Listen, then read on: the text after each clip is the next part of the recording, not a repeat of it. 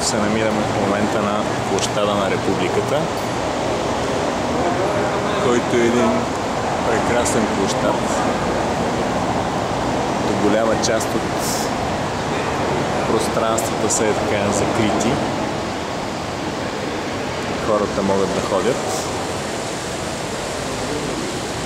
Всичко е просто чудесно. Страхотна архитектура. Ето тук това, кои бяха термите на Диоклециан, ако не се лъжи. Да.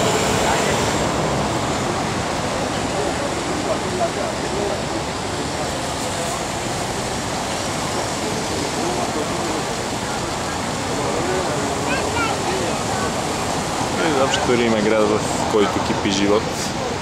Тук непрекъснато има някакви фестивали, музиканти по улиците.